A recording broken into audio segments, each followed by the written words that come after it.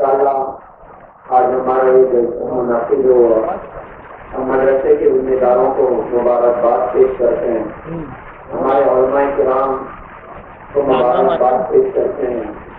ماشاءاللہ انہوں نے بچوں پر بڑی اچھی محنت کی ہے۔ بچے ایک کے بعد ایک پروگرام پیش کر رہے تھے اور میں بچوں کو تھوڑا سننے کا موقع بھی ملا، تو بہت ساری ایسی باتیں بچوں نے ماشاءاللہ اکثر سنائی ہے کہ جو عام طور سے بڑوں کو بھی یاد ہونا مشکل ہوتی ہے۔ بچوں نے نماز کے واجبات سنائے۔ نماز کے واجبات آپ پوچھیے جا کر، کسی ہوٹل پر چلے جاؤ اور جا کر 100 آدمی بیٹھے ہیں تو 100 سے پوچھیے کہ بھائی نماز کے واجبات آپ بتا دیجیے، تو میرے خیال سے اکثر کی گاڑی فیل ہو جائے گی، واجبات نہیں بتا سکتے۔ یہ ہمارے علماء کرام نے کیا محنت کی ہے، اور کہیں نہ کہیں ماشاءاللہ گھر میں ماں باپ نے بھی بچوں پر محنت کی ہے، ان کو یاد کروایا، نماز کے واجبات ان کو یاد کروایا۔ دعائیں قنوت ہم لوگ جماعت میں نکلتے ہیں تو اکثر ایسا ہوتا ہے کہ بھائی دعائیں قنوت یاد نہیں ہوتی، دعائیں قنوت نہیں آتے۔ چھوٹے چھوٹے بچے، اسٹیج بھر کے بچے چھوٹے سے کھڑے ہو رہے تو اسٹیج پہ گا رہے ہیں، لیکن ماشاءاللہ دعائیں قنوت بچے سنا رہے، اشعریات سنا رہے، درود ابراہیم سنا رہے، نبی کی نام گڑگڑا ہے، اللہ کا کلام یہاں پر کھڑے ہو کر پڑھ رہے ہیں، حضور پاک صلی اللہ علیہ وسلم کی خوبصورت زندگی یہاں پر کھڑے ہو کر بچے سنا رہے ہیں۔ یہ اس بات کی عکاسی کرتا ہے کہ ان کے اساتذہ نے ان پر کتنی محنت کی اور ان کو سنبھالنے کے لیے کتنی کوشش کی ہے، اور میں مدرسہ کے تمام ذمہ دار احباب کو مبارکباد پیش کرتا ہوں، اور بچوں کے ماں باپ اور رشتے داروں کو بھی مبارکباد پیش کرتا ہوں کہ ماشاءاللہ انہوں نے بچوں پر محنت کی۔ اس دنیا میں اللہ تعالیٰ نے ہم سب کو حضرت محمد صلی اللہ علیہ وسلم کو امتی بنایا، دین اسلام اللہ تعالیٰ نے عطا فرمایا۔ آج پوری دنیا میں اسلام اپنی حقیقت کے ساتھ دنیا میں قائم ہے۔ اس میں بڑا حصہ مدارس کا ہے، اس کا بڑا سبب مدارس ہے۔ حضرت عیسیٰ علیہ السلام دنیا سے اٹھا لیے گئے، ان کے اٹھائے جانے کے بعد 50 سال بھی نہیں گزرا تھا کہ جس دین کی بنیاد توحید پر تھی وہ شرک میں تبدیل ہو گیا، اس میں 3 خداؤں کی عبادت کی جانے لگی۔ اسلام کو دنیا میں آئے ہوئے 1450 سال گزر ہیں، لیکن آج تک اسلام اپنی اصل شکل میں دنیا میں باقی ہے۔ تو کیا سبب 1450 سال کی تاریخ میں نظر آتا ہے؟ دیکھیے اس بات میں بصیرت سے بھی کہوں اور عقیدت سے بھی کہوں، دنیا میں دین کی محنتیں اللہ نے ہر زمانے میں اس امت سے کروائی ہیں۔ حضرت مولانا علی نقوی صاحب رحمۃ اللہ علیہ، انہوں نے کتاب لکھی ہے تاریخ کے دعوت و عظیمت، وہ کئی جلدوں میں وہ کتاب ہے، اور اس کتاب میں انہوں نے یہ بتایا کہ اس امت میں ہر زمانے میں کیسے لوگ پیدا ہوئے جنہوں نے دنیا میں اللہ کے دین کا کام کیا، جنہوں نے دنیا میں اللہ کے دین کی محنت کی۔ حسن بصری رحمۃ اللہ علیہ، عمر بن عبدالعزیز رحمۃ اللہ علیہ، وہ ایک لمبا سلسلہ شروع کیا اور پچھلی صدی تک کیسے کیسے لوگوں نے اللہ کے دین کا کام کیا۔ بتانے کا مقصود یہ ہے اور حضرت کے لکھنے کا مقصود یہ ہے کہ ہم یہ سمجھیں کہ ہر زمانے میں اس امت کے افراد نے اللہ کے دین کی حفاظت کا کام کیا، اور 1450 سال کی تاریخ میں اور محنتوں میں تھوڑا تھوڑا چینجز آتے رہے، لیکن ایک محنت ایسی عجیب سی ہے کہ جس میں چینجز نہیں آئے، مدارس کی محنت۔ یہ مدارس حضور پاک صلی اللہ علیہ وسلم کے زمانے سے چل رہے ہیں۔ اصحاب الصفہ مدینہ میں مسجد میں مدرسہ تھا جہاں پر حضور پاک صلی اللہ علیہ وسلم ان لوگوں کو اللہ کے دین کی تعلیم دیتے تھے، اور یہ سلسلہ ماشاءاللہ پوری دنیا میں چلا، اور 1450 سال کی ہماری تاریخ ہے کہ ہمارے علماء نے اور مدارس کے ذریعے ہمارے اپنے علماء نے اللہ کے دین کو دنیا میں قائم کیا، اللہ کی دین کی محنت کی ہے۔ اللہ کے دین کے نام پر لوگوں نے کیسے اپنی زندگیوں کو کھپایا، لوگوں نے کیسے اپنی جوانیوں کو لٹا دیا۔ اللہ کرے کہ ہمارے اندر یہ شوق پیدا ہو کہ ہم دین کا علم سیکھیں۔ اللہ کے رسول نے ارشاد فرمایا تھا، جس کا مفہوم میں آپ کی خدمت میں پیش کرتا ہوں۔ آپ نے فرمایا کہ یا تو تم عالم بنو یا طالب علم بنو، یا علم کو توجہ سے سننے والے بنو، یا علم اور علماء سے محبت کرنے والے بنو۔ اور آگے فرمائیں کہ دیکھو 5ویں قسم کے نہ بننا ورنہ ہلاک ہو جاؤ گے۔ 5ویں قسم یہ ہے کہ تم علم اور علم والوں سے بغض رکھنے والے بنو۔ تو آپ نے سکھایا کہ تم عالم بن جاؤ، طالب علم بن جاؤ، تو اللہ کرے کہ ہمیں دین کے علم کا شوق ہو جائے، اور اللہ کرے کہ اپنی اولاد کو دین کے علم سے مزین کریں، دین کے علم سے آراستہ کریں۔ اب ہماری اپنی 1450 سال کی تاریخ میں دیکھتے ہیں، ہماری مائیں اور بہنیں یہاں پر بیٹھے ہیں، میں ان بہنوں کو مبارکباد پیش کروں گا کہ ان کے بچے حافظ قرآن بن رہے ہیں، ان کے بچے عالم دین بن رہے ہیں، ان کے بچے اللہ کے دین کی تبلیغ دنیا میں کر رہے ہیں۔ یہ بہت بڑی سعادت کی بات ہے، یہ بہت بڑی نعمت کی بات ہے کہ ہمارے بچے اللہ کے دین کے کام ہیں، ہمارے بچے اللہ کے دین کا علم حاصل کرنے والے بنے۔ ساری 1400 سال کی ہماری تاریخ میں اتنی بڑی بڑی شخصیات ہمیں نظر آتی ہیں کہ جن کے پیچھے ان کی اپنی ماؤں کا ہاتھ رہا، ان کی اپنی گھر کی عورتوں کا ہاتھ رہا، باپ کو دنیا سے چلے گئے۔ جیسے بہت بڑے عالم دنیا میں گزرے، امام ابو حنیفہ رحمۃ اللہ علیہ کے شاگرد تھے، ابو یوسف ان کا نام تھا، یتیم بچہ، یتیم چھوٹا سا بچہ، اور ایسے غربت کا گھر ہے کہ جس میں کھانے کا انتظام نہیں ہوتا ہے، ابا دنیا سے رخصت ہو چکے ہیں، ماں دیندار ہے، انہیں اپنے بچے کی آخرت کی فکر ہے، انہیں اس بات کا شوق ہے کہ میرا بچہ اللہ کے دین کا عالم بنے، اللہ کے دین کو دنیا میں پھیلانے والا بنے۔ لیکن غربت کا تنگی ایسی عجیب سی ہے کہ وہ مدارس میں ان کو بھیجا کے تعلیم حاصل نہیں کرا پا رہے، اور بچے کے اندر اللہ نے یہ بات کا شوق رکھ دیا۔ اب ہوا یہ کہ روٹی کا خرچہ بھی اٹھانا، امام ابو یوسف رحمۃ اللہ علیہ بہت چھوٹے بچے تھے، ہمارے بچے بھی یہاں پر بیٹھے رہے، وہ ایک چھوٹے بچے تھے، اور انہوں نے یہ کیا کہ دھوبی کے پاس جا کے ان کو رکھ دیا، اور دھوبی سے کہا جی ہم لوگ بہت غریب لوگ ہیں، میرا ایک چھوٹا بچہ ہے، اب تھوڑا بہت اوپر کا کام اس سے کروا لیا کریں، 2-4 روٹی اگر مل جائے تو ہماری روٹی کا کام چل جایا کرے۔ دھوبی نے کہا ٹھیک ہے دیا، بچے کو میرے پاس چھوڑ دی تھی، اب بچے کو رکھا، ایک دن کو کام پر گیا، دوسرے دن بچہ گزرتے گزرتے دکان کی طرف جا رہا ہے، نظر پڑی کہ بڑے عالم ہے امام ابو حنیفہ رحمۃ اللہ علیہ، وہ اللہ کے بندوں کو اللہ کے دین کی تعلیم دے رہے ہیں، بچہ ادھر ہی بیٹھا، اللہ کے دین کا وہ شوق اندر میں پیدا ہوا، علم کا وہ جذبہ اندر میں پیدا ہوا کہ روزانہ وہیں جا کے بیٹھتا۔ اب پیسے آنے ہی بنے، اب جب جائیں تو پیسے میرے کو بچہ جاتا نہیں تو پیسے کہاں سے دیں؟ تو وہاں پریشان تھی، ایک ہی تلاش کرتے کرتے نکلی کہ جا کر دھوبی سے بات کرتے ہوئے پیسے کیوں نہیں دیتے؟ جب وہاں پہنچی تو دیکھا کہ بچہ ہی غائب ہے، اور دھوبی سے پوچھا کہ میرا بچہ کدھر ہے؟ اس نے کہا کہ وہ تو ادھر آتا ہی نہیں، پتہ نہیں کہاں چلا جاتا ہے۔ وہاں واپس نکلی اور تلاش کرتے کرتے دیکھا کہ ایک بڑے عالم ہے، ان کی مجلس ہے، اور ان کا چھوٹا سا یتیم بچہ ادھر ہی بیٹھا ہوا، اور وہ دین کی تعلیم حاصل کر رہا ہے۔ تو جا کر اپنے بچے کو وہاں پر سے اٹھایا، اور امام ابو حنیفہ رحمۃ اللہ علیہ سے ان کی والدہ نے کہا کہ جی آپ تو بڑے مالدار آدمی ہیں، یہ غریب کا بچہ ہے، میں نے اس لیے اس کو دھوبی کے پاس رکھا تھا کہ وہاں پر تھوڑا کام دھندا کر لے تو کچھ پیسے مل جائیں، ہماری روٹی کا انتظام ہو جائے۔ امام ابو حنیفہ رحمۃ اللہ علیہ نے ان سے فرمایا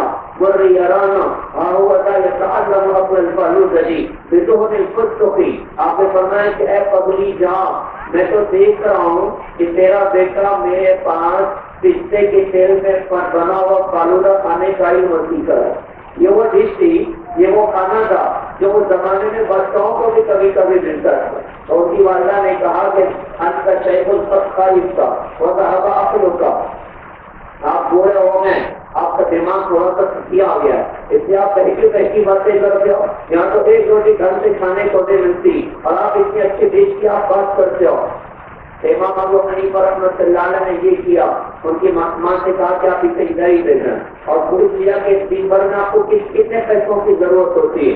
انہوں نے بتایا کہ 2-4 روپے کی ضرورت ہوتی ہے۔ تو بچے نے کہا کہ بیٹا روزانہ مجھ سے 2-4 روپے لے کے کھایا کرو تاکہ ادھر روٹی چل جائے اور ادھر بیٹھ کے اللہ کے دین کی تعلیم حاصل کرو۔ میں اپنے بچوں سے کہوں گا، اپنے نوجوان دوستوں سے کہوں گا کہ اللہ کے دین کی تعلیم کے لیے آگے بڑھیں، اللہ کے دین کا علم حاصل کریں، قرآن کا علم حاصل کریں، اللہ کے رسول کی حدیثوں کا علم حاصل کریں۔ یہ وہ علم ہے جو انسان کو پرچے سے اٹھا کے عرش تک پہنچا دیتا ہے اور مقام رفعت میں اللہ اپنے بندوں کو عطا کرتا ہے۔ تو ایک یتیم بچے کو کہاں سے کہاں اللہ پاک نے پہنچایا ہے۔ یہ بچہ روزانہ دین کی تعلیم حاصل کر رہا ہے، پابندی سے جا رہا ہے۔ اپنے بچوں سے بھی کہوں گا نیت کرو کہ انشاءاللہ پابندی سے مدرسہ جائیں گے اور محنت کر کے انشاءاللہ اللہ کے دین کا علم سیکھیں گے۔ وہ بچہ محنت کرتا رہا، 17 سال اپنے استاد کے ساتھ اس بچے نے گزارے، اب جوانی کا عالم شروع ہو گیا۔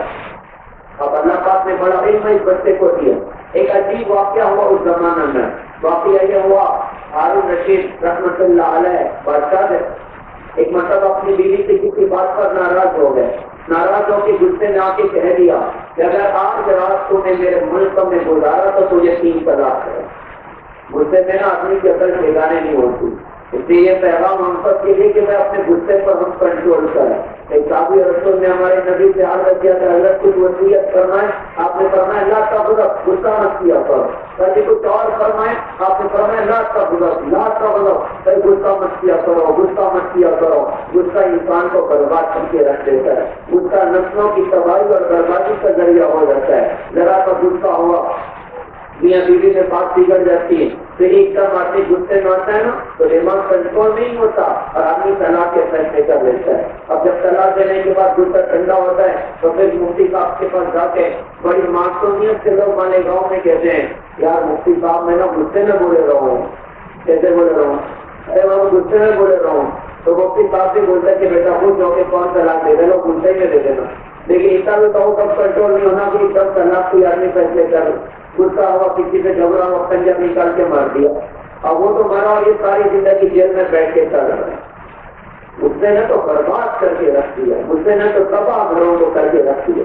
زیادہ غصے پر کنٹرول کر.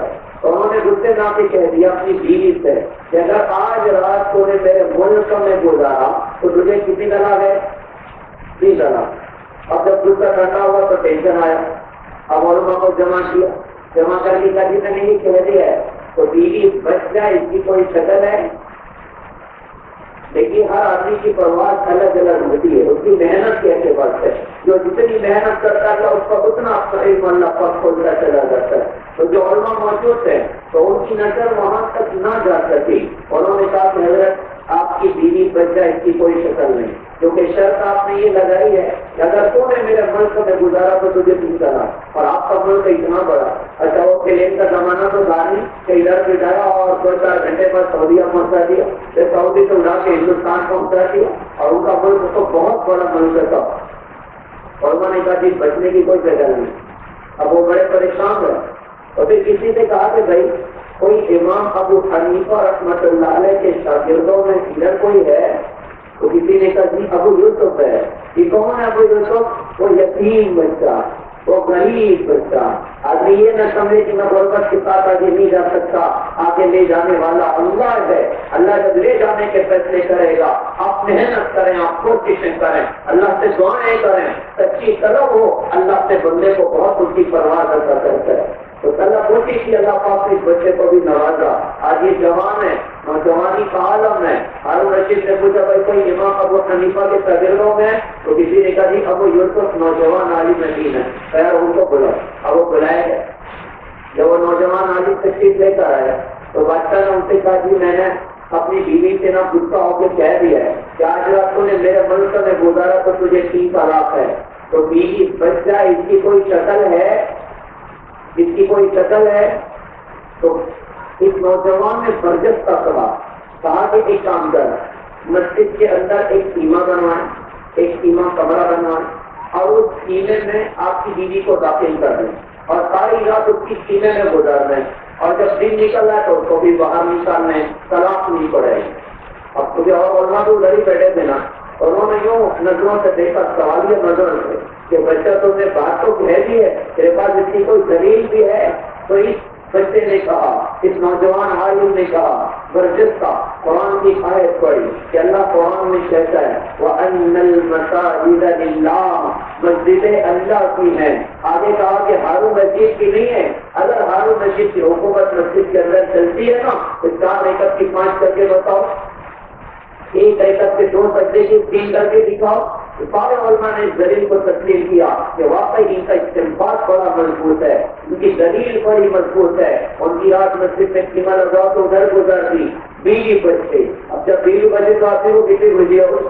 حضرت نے فرمایا بھائی 1 لاکھ روپیہ لے کر آؤ، 1 لاکھ نقد انعام دیا اور کہا کہ کاغذ اور قلم لے کر آؤ. کاغذ قلم لایا گیا. بادشاہ وقت نے لکھوایا کہ آج سے ابو یوسف پوری اسلامی مملکت کے 30 جسٹس ہوں گے. دین کے علم پر محنت بندے کو کہاں سے اٹھا کے کہاں پہنچا کے رکھ دیتی. لہٰذا ہم اپنے بچوں کو عالم بنائیں، اپنے اپنے بچوں کو حافظ قرآن بنائیں، اپنے بچوں کو دین کا علم حاصل کرنے والا بنائیں، کوششیں کریں، محنت کریں۔ اللہ تعالیٰ سے دعا ہے کہ ہمارے ان تمام پڑھنے والے بچوں کو اللہ تعالیٰ بہت قبول فرمائیں، خوب ترقی عطا فرمائیں، اور پڑھانے والے احباب کو اللہ تعالیٰ اپنی طرف سے بہترین جزائے خیر عطا فرمائیں۔ میں ایک بات کہہ رہا ہوں، اللہ کی قسم، پوری دنیا سونا بنا کر، پوری دنیا سونے میں تبدیل کر کے ہمارے ان پڑھانے والے اساتذہ جو مسجد کی پٹی ہوئی چٹائیوں پر بیٹھ کر بھی اللہ کی دین کی تعلیم اللہ کے بندوں کو سکھا ہمارے اپنے بچوں کو دے رہے ہیں، اللہ کی قسم ساری دنیا سونا بنا کے اس کو گفٹ کر دی جائے، ان کی محنت کا بدل نہیں ہو سکتا، تو قیامت میں اللہ پاک ان کو ان کی محنت کا بدل عطا کرے گا۔ یہ چٹائیوں پر بیٹھنے والے یہ چند روٹیوں پر کتنی تنخواہ مل رہی؟ 4,000 ہے، 5,000 ہے، مہینے کی 5,000 گزارا ہونا کتنا مشکل کام ہے، لیکن برکت سے ایک بڑی چیز ہوا کرتی ہے۔ اللہ پاک نے برکت سے کام چلایا ہوا پیارے بھائی کی کم تنخواہوں میں وہ اپنے پڑھانے کی علم کے پیسے نہیں لیتے، بلکہ جو وقت دے اس کے پیسے وہ دے رہے ہیں تو ہمیں گزارا تو ہو سکے، تاکہ یکسوئی کے ساتھ اللہ کی دین کی تعلیم اللہ کے بندوں تک پہنچا سکیں۔ تو ان کا بدل تو ہم دے نہیں سکتے، لیکن ایک بات کہوں گا، میرے بچے بات ہوتی ہے، لیکن خاموشی میں کچھ نہ کچھ دینا چاہیے، خاموشی میں کچھ نہ کچھ مسافہ کر کے ہاتھ پر رکھنا چاہیے۔